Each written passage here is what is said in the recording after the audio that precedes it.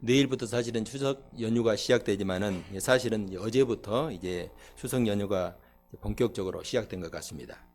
추석이 되면은 그동안 우리가 헤어졌던 부모, 형제 그리고 일가 친척을 만나게 됩니다. 바라기는 우리 성도님들이 가는 곳마다 또 만나는 모든 사람들마다 그들에게 위로와 큰 기쁨이 되기를 바랍니다. 우리 본문에 오늘 소개되는 요셉의 이 모습처럼 형들을 만나서 막 대성통곡하는 그런 감격과 기쁨은 없더라도 우리 성도들 때문에 만나는 모든 이들에게 기쁨이 되고 또 위로가 되는 그런 시간이 될 수 있기를 바랍니다. 자, 우리 그러기 위해서는 항상 우리 자신을 돌아볼 수 있어야 됩니다. 우리의 말과 우리의 행동을 돌아볼 수 있어야 됩니다. 가령 우리가 부모님을 만난다고 할 때에 이렇게 말씀드리면 어떨까요? 아버지, 어머니, 지금까지 우리 곁에 이렇게 계셔 주셔서 감사합니다. 그동안 부모님이 우리를 위해서 어떤 삶을 사셨는지 우리는 잘 알고 있습니다. 정말 감사합니다. 이런 말 한마디가 부모님에게 큰 어떤 위로와 감동이 될 것입니다. 또 우리 또 자녀들을 만나거나 혹은 또 친척들 또 이제 손 아래의 조카들을 만나면은 이렇게 또 말하면 어떨까요? 잘하고 있지? 내가 항상 기도해 줄게. 넌 할 수 있을 거야. 잘할 거야. 하나님께서 너를 축복해 주실 거야. 여러분 아무것도 아닌 것 같지만은 이런 말 한마디가 사람을 살리게 하고 또 힘을 주고 또 그에게 큰 어떤 꿈과 비전을 줄 수가 있습니다. 저는 우리 성도님들이 말과 행동에 있어서 항상 축복의 통로가 되고 서로를 섬기는 삶을 살았으면 하는 그런 마음이 있습니다. 이것은 사실은 우리를 향한 주님의 뜻이기도 합니다. 예수님께서 제자들에게 또 우리에게 너희는 세상의 소금이고 너희는 세상의 빛이라 말씀하신 이유가 바로 여기 있습니다. 하나님은 우리를 예수 그리스도 안에서 그런 존재로 부르셨다는 거예요. 우리를 소금과 빛으로 우리를 정의하였습니다. 여러분 소금은요 언제 소금일 수 있냐면은 자신을 녹였을 때 비로소 거기에서 소금의 참맛이 나는 거죠. 여러분 빛이라고 하는 것은 그냥 빛 자체가 있는 것은 아니에요. 빛이 비치려면은 반드시 자신을 태워서 없애야 됩니다. 우리 그리스도인들의 삶이 그렇다는 거예요. 그래서 예수님을 따른다, 주님을 따른다, 믿는다는 것은 언제 어디서나 어떤 자리에서든지 항상 먼저는 나를 부인하고 나를 죽이는 삶. 이것이 함께 이제 이루어져야 돼요. 예수를 믿는다는 건 다른 게 아니에요. 나를 부인하고 끊임없이 내 자신을 죽이는 삶을 사는 것입니다. 그런 삶을 살았을 때에 그런 사람에게서 그리스도의 향기가 나는 거예요. 이번 추석에 우리 성도들께서 만나는 모든 사람들에게 부모가 되었든지 자녀가 되었든지 또 일가 친척이 되었든지 그리스도의 향기의 진가를 한번 보여줄 수 있기를 바랍니다. 자, 오늘 말씀은요 야곱의 족보, 야곱의 털레토르라고 했죠. 야곱의 족보 중에서 특별히 요셉의 이야기의 클라이막스라고 할 수 있는 그런 부분입니다. 우리가 요셉의 이야기를 오해하게 되면은 요셉이 애굽의 총리가 되는 것에 초점을 맞출 수가 있습니다. 그러나 성경은 그것을 말하지 않습니다. 하나님께서 요셉을 애굽의 총리로 세우신 것은 요셉 혼자 잘 돼가지고 잘 먹고 잘 살기 위한 그런 목적이 있는 것이 아니라 더 크고 놀라운 하나님의 계획이 있어요. 그것이 무엇입니까? 아브라함과 이삭과 야곱에게 이미 약속하신 대로 그 후손들에게 복을 주실 것이고 그들을 하나님의 거룩한 나라와 백성으로 세우시기 위한 목적이 있습니다. 이 일을 이루기 위해서 먼저 하나님은 이스라엘의 12아들을 세워가십니다. 그러니까 요셉 이야기는 예수 그리스도를 따르는 우리 성도들이 어떻게 부름받았고 또 어떤 존재로 부름받았는지 보여주는 말씀이라 할 수 있습니다. 우리가 오늘 말씀을 통해서 우리에게 주시는 하나님의 음성을 함께 살펴보도록 하겠습니다. 자, 1절 2절 봅니다. 요셉이 시종하는 자들 앞에서 그 정을 억제하지 못하여 소리질러 모든 사람을 자기에게서 물러가게 하고 그 형제들에게 자기를 알리니 그때에 그와 함께한 다른 사람이 없었더라. 요셉이 큰 소리로 우니 애굽 사람에게 들리며 바로의 궁중에 들리더라. 자, 요셉이 그 정을 억제하지 못했다. 이 말은요 스스로 자신을 억누를 수 없었다. 스스로 감정을 조절할 수 없었다 그 말이에요. 자신의 의지와는 관계없이 내면에서 터져나오는 그 감정이 폭발하고 만 것입니다. 여러분 이것이 갑자기 일어난 일은 아니죠. 그동안 형제를 만나면서 형제들의 진심 어린 말과 그 변화된 모습을 보고 느꼈습니다. 특별히 자신의 그 하나뿐인 혈육, 동생 베냐민을 위해서 그리고 또 아버지를 위해서 그 유다가 종이 되겠다고 나서는 모습은 결정적으로 요셉의 마음을 움직이고 큰 감동을 주었어요. 지금 요셉 앞에 있는 이 형제들은요, 더 이상 그 이전에 그런 형들이 아닙니다. 이제는 가족과 아버지를 위하고 어린 동생 베냐민의 생명을 보호하는 그런 진정한 형제들의 모습으로 변했습니다. 이런 형들의 모습을 통해서 요셉은 감동하였고 주체할 수 없는 눈물을 흘리고 있습니다. 자, 우리가 요셉의 눈물을 어찌다 헤아릴 수가 있겠습니까? 제가 한 주간 동안 말씀을 준비하면서 요셉의 이 감정이 폭발하고 이 흘리는 눈물에 무슨 의미가 담겨 있을까? 여러 가지로 제가 이렇게 성경 말씀을 되새기면서 찾아보려고 했는데 다 우리가 정리를 할 수가 없어요. 그의 눈물과 통곡 속에는요, 지난 20년 동안의 고통과 절망, 그리고 두려움과 외로움 등 말로 할 수 없는 과거의 아픔들이 다 녹아 있습니다. 이 모든 것은 말할 수 없는 하나님의 사랑과 섭리를 깨달았기 때문입니다. 자신의 인생 가운데 간섭하시고 섭리하셔서 애굽의 총리가 되게 하셨고, 또 형제들과의 만남을 통해서 모든 것을 깨닫게 되는 거예요. 모든 것이 하나님의 오묘하신 계획과 섭리 안에 있었습니다. 하나님의 은혜와 섭리를 깨닫게 되자 모든 것이 변화했어요. 내 마음이 변하니까 세상이 달리 보이는 것입니다. 자신만 변한 것이 아니라 세상을 보는 눈이 달라졌어요. 형제들을 보는 눈이 달라졌어요. 지금까지 자신을 짓눌렀던 아픔과 상처, 또 형들에 대한 원망은 그 어디에서도 찾아볼 수가 없죠. 어떻게 이런 일이 가능할까? 어떻게 이렇게 사람이 변하는 일이 가능할까? 변할 수 있는 것은 딱 한 가지밖에 없어요. 그것은 성령께서 그 가운데 역사하셨기 때문이죠. 여러분 누가복음에 보면요, 우리가 잘 알고 있는 여리고의 세리장, 혹시 기억나십니까? 여리고의 세리장 삭개오가 여리고의 세리장이었다는 사실은요, 그가 어떤 사람이었는가를 잘 보여주고 있어요. 유대인으로서 당시 로마가 통치하는 그 시대에 그 세리장이 되었다는 것은 유대인의 원수가 되는 일을 자처해 있다 하는 것과 같습니다. 우리나라로 말하면 일제강점기에 일본 앞잡이가 되었다 하는 것과 같은 의미를 가지고 있습니다. 자, 그럼에도 이런 일을 할 수 있었던 것은 세리가 되면은 돈과 명예를 손에 쥘 수 있었다 하는 욕심 때문이죠. 한마디로 당시의 세리들은 돈 때문에 나라를 팔아먹은 사람들이라 할 수가 있습니다. 그런데 삭개오가 예수님을 만나자 어떻게 되었어요? 돈을 위해서 살아가던 그 인생이 완전히 달라졌습니다. 예수님을 만나자 어떻게 고백했어요? 내 재산의 절반을 가난한 사람들에게 주겠습니다. 만약 내가 다른 사람의 것을 토색한 것이 있으면 4배로 내가 돌려드리겠습니다. 이렇게 예수님 앞에서 고백합니다. 여러분, 다른 사람이라면 몰라도 삭개오가 이런 고백을 한다는 것은 천지가 개벽하는 고백과도 같습니다. 어떻게 이런 일이 가능했을까요? 그가 예수님을 집으로만 초청한 것이 아니라 마음속에 예수님을 주님으로 영접하고 예수님을 경험하였기 때문입니다. 예수님을 영접하고 은혜를 경험하자 삭개오의 내면의 세계가 달라졌어요. 마음이 달라지니까 세상을 보는 시각이 변한 것입니다. 돈이 최고인 줄 알았는데 예수님을 만나보니까 돈은 아무것도 아니에요. 예수님이 최고라는 것을 깨닫는 것입니다. 예수님만 내가 소유하면은, 내가 예수님 안에 거하고 예수님을 내 마음속에 모시고 있으면은 세상의 모든 것을 내가 가지는 것이구나 라는 것을 깨달았죠. 자, 오늘 다시 본문으로 돌아와서 요셉을 한번 보시기 바랍니다. 여러분, 요셉이 원래 이런 사람이라고 생각하면 안 돼요. 그래서 우리가 요셉을 닮아야 된다, 요셉의 꿈을 본받아야 된다, 요셉의 삶을 본받아야 된다. 여러분, 성경은 그건 말하지 않습니다. 요셉도 형제들과 똑같은 연약한 인생이고 우리와 같은 사람이에요. 하나님의 법으로 치면요, 이 세상에 의인은 단 한 사람도 없어요. 하나님은 그런 요셉을 고난의 시간을 통해서 고난의 불모를 통과하게 하심으로써 하나님의 사람으로, 이런 사람으로 변화시켰죠.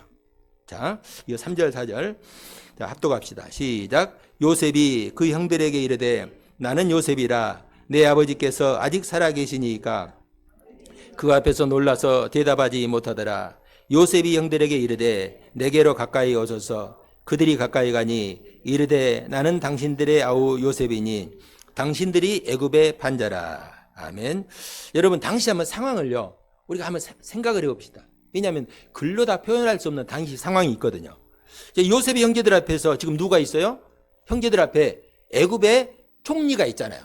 총리가 있는데 총리가 갑자기 주위에 있던 애굽의 모든 사람들, 청지기를 비롯해서 모든 사람들 다 나가게 하는 거예요. 그의 말 한마디면은 자신들의 생명을 살릴 수도 있고 죽일 수도 있는 그런 사람입니다. 지금 형들의 입장에서 이 총리의 입에서 어떤 말이 나올지 조마조마한 마음으로 기다리고 있어요. 그런데 갑자기 이 총리가 모든 사람들 다 나가게 하고 자신들만 남게 해요. 그러니까 여러분 어떠겠어요? 더 불안하겠어요? 더 평안하겠어요? 더 불안하죠. 이게 지금 도대체 일이 어떻게 되어가는가? 총리의 말 한마디, 행동 하나하나에 온 신경이, 형제들의 신경이 지금 쏠려 있습니다. 그런데 갑자기 이 애굽의 총리가 대성통곡하면서 방성대곡을 하는 거야. 단순히 그냥 눈물을 흘적이는 정도가 아니라 온 집안이 떠나갈 정도로 울고 있습니다. 얼마나 그 울음소리가 컸으면 심지어 바로의 궁중까지 들렸다. 이렇게 성경은 증거하죠. 형제들의 입장에서는요, 이처럼 당혹스러운 일이 없을 것입니다. 상황이 지금 어떻게 돌아가는지, 왜 지금 이 상황이 무슨 상황인지 알 수가 없어요. 그런데 총리의 입에서 느닷없는 전혀 예상치 못한 말이 튀어나옵니다. 그게 뭐예요? 나는 요셉입니다. 여러분, 이 말 한마디에 형제들이 얼마나 깜짝 놀랐겠어요. 오늘 본문에는 기록되어 있지 않으면 먼저 놀란 것은 나는 요셉이라는 말보다 그 애굽의 총리가 애굽 말을 지금까지 했거든요. 애굽의 언어를 사용했어요. 그런데 갑자기 이 애굽의 총리가 히브리 말을 하는 거예요. 자신들의 언어를 사용하는 거예요. 이제까지 총리는 이 요셉의 형제들을 만날 때 그 사이에 누구를 세웠어요? 통역을 세웠잖아요. 통역을 세우니까 형제들은 이 애굽의 총리는 자신들의 말을 모르니까 이해하지 못한다고 생각했어요. 그래서 자기들끼리 막 이전에 있었던 요셉을 팔았던 일도 얘기했잖아요. 그런데 갑자기 이 애굽의 총리가 자신들의 히브리 말을 하는 거예요. 그리고 히브리 말을 하는 것도 놀라운데 뭐라고 해요? 나는 요셉입니다. 이렇게 얘기를 하는 거예요. 여러분, 형들의 입장에서 그저 놀라서 어안이 벙벙할 따름이에요. 이 요셉이 질문을 이어갑니다. 내 아버지께서 아직 살아계십니까? 지금 형제들은 자신 앞에 서 있는 총리가 요셉이라는 사실을 인정하지 못하고 있어요. 아마도 22년이라는 세월이 흘렀기 때문이기도 하겠지만은 외모도 사실 많이 변했을 거예요. 그리고 특별히 애굽의 총리로서 이 요셉은 형제들이 상상하지 못하는 외모와 복장을 하고 있었을 거예요. 우리가 그 예전에 이렇게 뭐 모세나 또 그 뭐 이집트 왕자 이런 그 고대 영화들을 보면요, 애굽 사람들은 특별히 굉장히 특이한 복장을 하고 있잖아요. 그러니까 그런 복장도 하고 어떻게 보면 막 화장도 하고 뭐 그런 어떤 이 왕궁 생활하는 사람들이에요. 그렇기 때문에 이 가까이 있었어도 요셉, 그 총리가 요셉이라고 이 생각할 수 있는 여지는 거의 없는 거예요.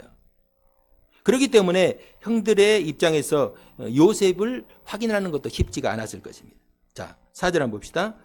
요셉이 형들에게 이르되 내게로 가까이 오소서. 그들이 가까이 가니 이르되 나는 당신들의 아우 요셉이니 당신들이 애굽의 판자라. 자, 여기 보세요. 형제들에게 내게 지금 가까이 오세요. 가까이 오세요. 무슨 말이에요? 자세히 좀 나를 보고 내가 누군지 좀 확인해 보라는 것입니다. 그런데 여러분, 지금 자세히 본다고 당장 확인할 수 있는 상황도 아니에요. 왜? 자신들은 지금 이 가나안에서 온 이 지금 목동들이고 아주 하찮은 사람들인데 요셉은 지금 천하를 호령하는 애굽의 총이잖아요. 가까이 오란다고 해서 가까이 가겠어요? 대통령 앞에서 상장 받으러 가는데 대통령 얼굴 보고 이렇게 뻐젓이 보고 상장 받는 사람 없겠잖아요. 제가 군대에 있을 때 보면요, 가끔 군대 생활 30개월 제가에서도 장군들을 제대로 본 적이 없어요. 얼굴들을. 장군, 별들이 오면요, 절대 얼굴을 쳐다보면 안 돼요. 볼 수도 없어요. 제가 이제 3군단, 제가 속해 있는 군단에 들어가가지고 군사령관을 만난 적이 있어요, 제가. 그런데 그때도 군사령관의 얼굴을 제대로 본 적이 없어요. 어떻게 사병이 이 장군의 얼굴을 똑바로 쳐다봅니까? 그런데 지금 이 요셉은요, 애굽의 총리이고, 이 지금 요셉의 형제들은 저 히브리인들, 아주 애굽 사람들은요, 히브리인 자체를 부정하게 생각하거든요. 그냥 보라고 해도 볼 수가 없어요. 그래서 요셉이 지금 내가 와서 좀 확인하라는 것입니다. 여러분, 그런데 이 자세히 본다고 요셉의 형제들이 요셉을 확인할 수 있는 그런 상황이 아닙니다. 왜냐하면은 형제들의 마음에 이 강한 어떤 이 생각이 있었는데 이 사람은 요셉일 리가 없다. 이런 어떤 마음의 이 생각을 가지고 있어요. 다른 한편으로는 이 총리가 지금 이 사람이 요셉이라고 하는데 이 사람이 요셉이면 됩니까? 안 됩니까? 형들 입장에서. 안 되죠. 이 사람이 요셉이면 절대로 형들이 안 되는 거예요. 요셉이 살아있다는 것도 충격적인 일이지만은 이 요셉이 애굽의 총리가 되었다는 것은 결코 꿈에서도 일어나서는 안 된 일이에요. 요셉은 그런 형제들의 마음에 거부할 수 없는 증거를 냅니다. 그러니까 형제들에게 보라게도 지금 보지 못하고 지금 가까이 오라게도 가까이에서 확인하지 못해요. 그래서 요셉이 결정적인 증거를 내밉니다. 그게 뭐예요? 나는 당신들이 애굽에 판 요셉입니다. 여러분, 이 지금 총리의 입에서 이 말이 나오는 순간 형제들의 얼굴을 한번 생각해 보세요. 아주 하얗게 질려버렸을 거예요. 이 비밀, 요셉을 노예로 팔았다. 이 사실은요, 세상에서 형제들과 누구만 아는 사실이에요? 요셉만. 이 세상에서 이 비밀은 형제들과 요셉만 아는 사실이에요. 아버지도 몰라요. 가족들도 다 몰라요. 그런데 그런 비밀을 총리가 알고 있는 것이. 그리고 자신이 요셉이라고 하는 거예요. 그렇다면 지금 앞에 있는 총리가 누구예요? 요셉이죠. 요셉일 수밖에 없죠. 그 순간 형제들의 마음에 한 가닥 잡고 있던 완전히 희망이 다 무너져 내리는 순간입니다. 요셉은 형제들의 이런 마음을 이미 다 예측했을 거예요. 그리고 요셉은 그런 형제들의 마음을 누구보다도 더 이해하고 배려하고 있습니다. 자, 그래서 이제 5절 한번 봅시다. 자, 당신들이 나를 이곳에 팔았다고 해서 근심하지 마소서, 한탄하지 마소서. 하나님이 생명을 구원하시려고 나를 당신들보다 먼저 보내셨나이다. 자, 지금 형제들은요, 요셉을 판 일로 인해서 근심하고 한탄하지 않을 수가 없어요. 막 절망하지 않을 수가 없죠.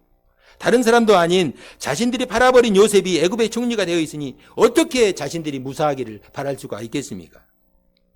그런 형제들에게 요셉은요, 이렇게 위로합니다. 근심하지 마소서, 한탄하지 마소서, 위로하면서 놀라운 말을 합니다. 이 모든 것은 내가 알고 보니까 하나님이 행하신 일입니다. 당신들이 아니라 하나님이 이 일을 하셨습니다. 물론 당신들이 나를 팔았지만은 그건 역시 하나님의 뜻을 이루려는 놀라운 섭리 안에서 이 일이 이루어졌습니다. 이렇게 말하는 거예요. 나도 처음에는 형들처럼 형들을 원망하고 미워하고 절망했습니다. 그런데 지난 일을 돌아보니 이제야 모든 것이 깨달아졌습니다. 이렇게 고백하는 거예요. 자, 이 부분 우리가 좀 더 이해하기 위해서 시편 한번 찾아봅니다. 성경 시편 105편 16절에 19절. 구약성경 870 보면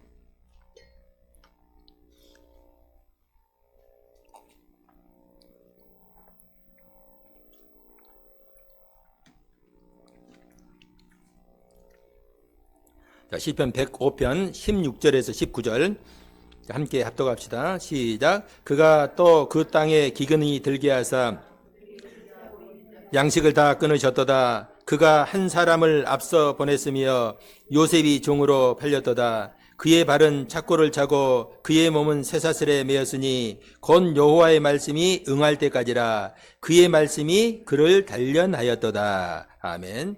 자, 여기 보면 그가 누구예요? 하나님이시죠. 문맥에서 하나님이죠. 하나님이 기근이 들게 하셨고 하나님께서 한 사람을 먼저 보내셨는데 먼저 보낸 그 사람이 누구예요? 요셉이죠. 하나님이 요셉을 그렇게 하셨다. 이렇게 고백하는 거예요.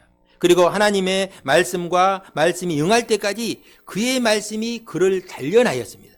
다 바로 이것이 신묘막측하신 하나님의 섭리이고 역사입니다. 요셉이라고 할지라도 이런 하나님의 계획을 이해할 수가 없었죠. 왜 내가 억울하게 노예로 팔려야 하는지, 왜 내가 끊임없이 억울한 일을 당해야 하는지 알 수가 없었어요. 고통 속에서 몸부림치면서 20년의 세월을 사망의 무침한 골짜기 가운데에서 행했습니다. 그런데 그 시간이 요셉이 하나님의 거룩한 그릇으로 단련되고 만들어지는 시간이었다 하는 것입니다. 여기 보면은 방금 시편 말씀에 그의 말씀이 그를 단련했다 하는 말은 하나님의 섭리와 하나님의 역사가 지금의 요셉을 만들었다는 거예요. 요셉이 그냥 만들어진 게 아니라 애굽의 총리가 그냥 된 것이 아니라는 거예요. 그때는 몰랐는데 지금 이 자리에서 내가 형들을 만나보니까 이제야 내가 그것이 이해가 됩니다 하는 것이죠. 그러면서 형님들 얼마나 마음고생이 많았습니까? 얼마나 두려웠습니까? 나를 팔았다고 얼마나 한탄했습니까? 땅을 치고 얼마나 후회했습니까? 얼마나 두려웠습니까? 그런데 모든 것은 다 하나님께서 계획하시고 하나님께서 행하신 일입니다. 요셉은 고난의 시간을 통해서 영적인 눈이 열리고 깨달아졌어요. 그런데 아직 깨닫지 못한 형제들은요, 어안이 벙벙할 따름이죠. 그래서 요셉은 이 형제들에게 3번이나 반복해서 하나님께서 행하신 일을 강조합니다. 자, 여기 보면은 본문 다시 돌아가서 5절에 보면은 하나님이 생명을 구원하시려고 나를 보내셨습니다. 형님들이 보낸 게 아니라 그거예요. 또 7절에 하나님이 당신과 후손들을 구원하시려고 나를 당신들보다 먼저 보냈다. 또 하나님이 보내셨다는 거예요. 8절에 나를 애굽으로 보낸 이는 당신들이 아니요 하나님이라. 당신들이 한 것 같지만은 하나님이 그렇게 행하셨다는 것입니다. 무슨 말입니까? 지금 요셉이 말하는 하나님의 계획과 섭리를 형제들의 입장에서 지금 쉽게 이해할 수 있다, 이해할 수 없다? 이해할 수가 없어요. 그래서 요셉이 지금 3번 반복해서 설명하고 있잖아요. 형님들이 지금은 이해할 수 없을 것입니다. 그러나 나도 20년 동안 그렇게 하나님의 뜻을 모르고 방황했습니다. 그런데 그 과정을 내가 지나놓고 보니까 이게 모두 하나님의 섭리입니다. 하나님께 행하신 일입니다.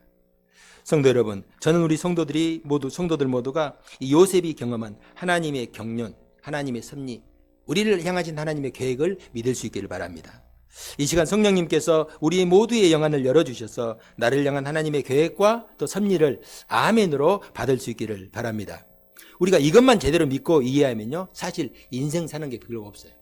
우리가 하나님에 대한 하나님의 말씀에 대한 그리고 우리를 향한 하나님의 그 섭리와 뜻을 향한 믿음이 있으면요, 인생 우리가 사실 어렵게 살 필요 없고 살지 않아도 됩니다.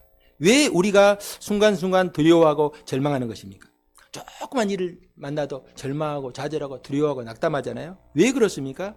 나를 향하신 하나님의 계획과 섭리를 이해하지 못하기 때문에 그런 거예요.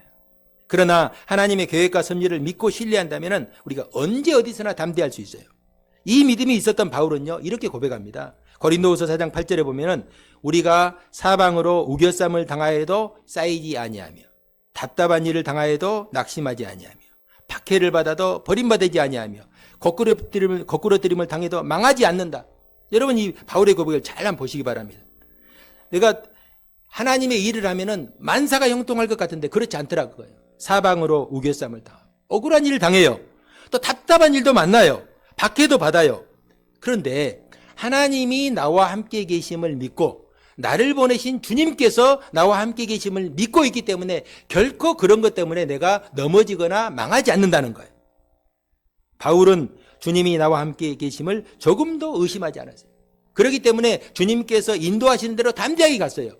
그곳에서 비록 박해가 기다리고 있는다 하더라도 그가 마지막에 3차 전도 여행을 끝나고 예루살렘으로 갈 때에 많은 사람들이 그리고 하나님의 성령에 충만된 많은 선지자들이 바울에게 당신 예루살렘에 가면 붙잡힙니다. 감옥에 갑니다. 죽을지 모릅니다. 그럼에도 불구하고 바울이 어떻게 했어요? 나는 가지 않을 수가 없다는 거예요. 왜? 주님께서 그곳으로 나를 인도하기 때문에. 주님께서 인도하신다고 한다면은 그곳에서도 주님께서 나와 함께 계실 것이다. 이런 믿음이 있었죠. 성도 여러분, 우리가 이런 놀라운 하나님의 섭리와 경륜을 이해할 때에 우리는 좀 더 이 세상을 믿음으로 담대하게 살아갈 수가 있습니다. 왜 나에게 이런 일이 일어날까? 내가 전혀 계획하지 않았던, 내가 원치 않았던 일을 만날 때가 있죠. 여러분, 그건 역시 나를 향한 하나님의 뜻이 있다는 사실을 잊지 말아야 돼요. 여러분, 우리에게 우연히 되어진 일은 하나도 없어요. 운이 없어서 되어진 일도 없어요. 그 우연을 가장한 필연이 있을 뿐입니다. 모든 것은 우리를 향한 하나님의 뜻이 있기 때문에 그 사건을 만나는 것입니다. 지금 내가 형통한 길을 가는 것도 하나님의 뜻이 있는 것이고, 지금 내가 고난의 길을 가는 것도 하나님의 뜻이 있는 거예요. 하나님은 우리에게 형통한 길도 주시고 고난의 길도 주십니다. 그렇기 때문에 우리 성도들은 형통할 때는 하나님의 은혜를 기억하고 감사하며 찬양하며, 또 고난의 때를 만났을 때는 겸손하게 하나님의 뜻을 하나님께 엎드려서 하나님께 기도해야 돼. 하나님께서 이 과정을 통해서, 이 일을 통해서 나에게 무엇을 하시기를 원하시는가? 나를 어떤 길로 인도하시기를 원하시는가? 하나님께 겸손하게 엎드려야 됩니다. 자, 13절, 14절 봅시다. 자, 당신들은 속히 아버지께 올라가서 아뢰기를, 아버지의 아들 요셉의 말에 하나님이 나를 애굽 전국의 주로 세우셨으니 지체 말고 내게로 내려오사 아버지의 아들들과 아버지의 손자들과 아버지의 양과 소와 모든 소유가 고센 땅에 머물며 나와 가깝게 하소서. 아멘. 자, 요셉은 형제들에게 속히 가서 아버지를 모시고 올 것을 권유하죠.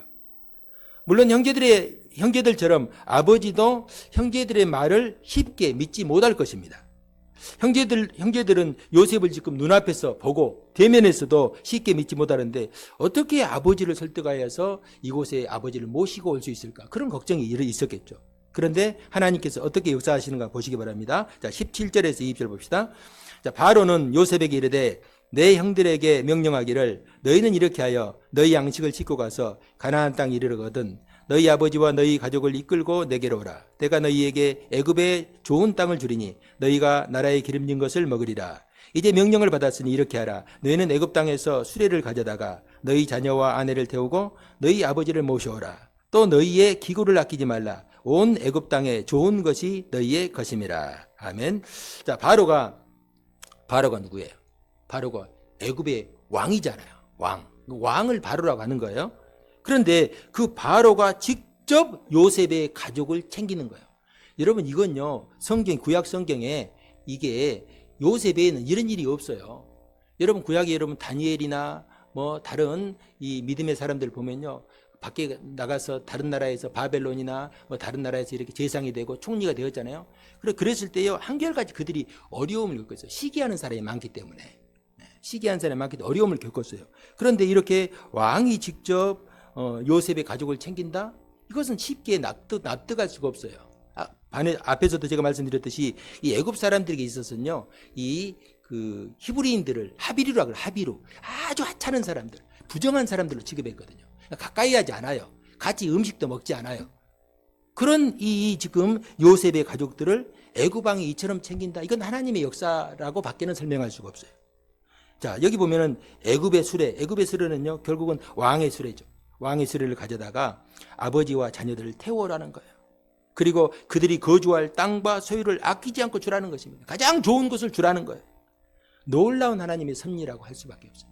하나님의 우리 가운데 역사하시면요, 이런 일들이 일어나는 거예요. 우리가 예상치 못했던 일들을 하나님께서 행해 주신다는 것입니다. 이에 요셉은 바로의 명령대로 암나귀 또 우리 순나귀 10마리씩 각 20마리의 양식과 선물을 싣고 가게 합니다. 여러분 이건요, 그냥 지금으로 말하면은 용달자 20대에다가 선물을 싣는 거다 똑같은 거예요. 가장 좋은 선물로 실어가지고 선물로 보내는 거예요. 이건 당시에 이제 석국에 있는 왕들이 자기가 섬기는 이 왕들에게 저공을 드리는 그런 수준의 이런 선물이라고 할 수 있습니다. 요셉이 보낸 선물로만 봐도 충분히 이것은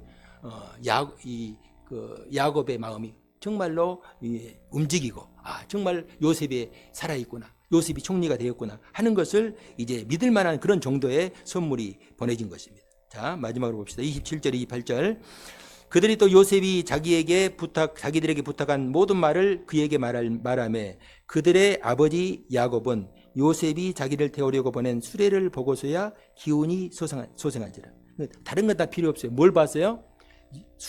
왕의 수레를 보는 순간 이 말이 진짜구나. 28절. 이스라엘이 이르되 조카도다 내 아들 요셉이 지금까지 살아있으니 내가 죽기 전에 가서 그를 버리라 하니라. 아멘. 지금 야곱이 기뻐하는 이유가 뭐예요? 요셉이 애굽의 총리가 되었기 때문입니까? 아니죠. 죽은 줄 알았던 아들 요셉이 살아있다는 그 사실 하나만으로도 너무너무 야곱은 기쁜 거예요. 저는 우리 성도님들이 요셉처럼 요셉이 아버지에게 큰 기쁨을 드렸던 것처럼 우리 성도님들이 모든 이들에게 기쁨을 전해주는 기쁨이 되는 그런 삶을 살 수 있기를 바랍니다. 먼저는 우리가 하나님께 이런 기쁨을 돌려드릴 수 있으면 얼마나 좋을까 그런 마음이 돼요. 하나님께서 우리의 모습을 보고 우리의 소식을 듣고 기뻐하시면 얼마나 좋을까. 또 그리고 우리의 가족 또 일가 친척들 모두에게 내가 이런 기쁨이 되는 삶을 살 수 있다면 얼마나 좋을까. 그래 이런 일이 어떻게 가능할까요? 요셉의 삶을 우리가 돌아볼 때에 하나님께서 그의 삶을 주관하시고 이끌어 주셨기 때문에 이런 일이 가능하다. 요셉의 힘과 능으로 되어진 일이 아니에요. 전적인 하나님의 계획과 섭리와 역사 가운데 되어진 일이죠. 반대로 말하면요, 우리 삶을 하나님의 손에 온전히 맡겨드렸을 때에 하나님께서 우리를 이렇게 인도하신다 하는 것입니다. 그래서 예수님께서 하신 말씀이 그거예요. 너희는 먼저 그의 나라와 그의 의를 구하라. 그리하면은 이 모든 것 너희들이 원하는 먹고 마시고 입는 문제, 육신의 문제, 걱정, 근심 그런 것은 하나님께서 다 알아서 해주신다는 거예요. 정말 절망 가운데 있던 야곱에게 큰 기쁨의 소망을 선물로 주신 하나님께서 우리의 인생을 지켜주신다는 것입니다. 우리가 하나님께 우리의 생의 모든 주도권을 맡겨드리면은 하나님께서 우리의 삶의 전 영역을 책임져 주시고 인도해 주실 줄로 믿을 수 있기를 바랍니다. 사랑하는 성도 여러분, 요셉의 통곡과 고백을 통해서 하나님의 섭리와 우리가 역사를 믿을 수 있기를 바랍니다. 하나님은 선한 목자가 되셔서 우리를 늘 푸른 초장과 쉴만한 물가로 인도하시는 우리의 목자이십니다. 하나님은 하늘 아버지가 되시기 때문에 우리에게 언제나 가장 좋은 것을 주시기를 원하시는 하늘 아버지이십니다. 그것을 주시기 위해서 때로는 고난의 잔을 마시기도 하시고 때로는 사망의 음침한 골짜기를 지나게 하시기도 하십니다. 왜냐하면 그 길을 지나야만 쉴만한 물과 푸른 초장이 기다리고 있기 때문입니다. 그래서 바울의 고백처럼 우리가 알거니와 하나님을 사랑하는 자 곧 그의 뜻대로 부르심을 입은 자들에게는 모든 것이 협력하여 선을 이룬다.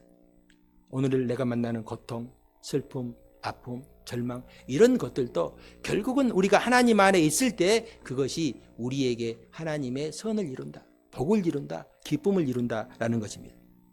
지금 내가 어떤 자리에 있든지 나를 향한 하나님의 뜻이 있음을 우리가 늘 기억할 수 있기를 바랍니다. 우리가 이 한 주간도 이 믿음으로 주님과 동행할 수 있기를 주님의 이름으로 축복합니다.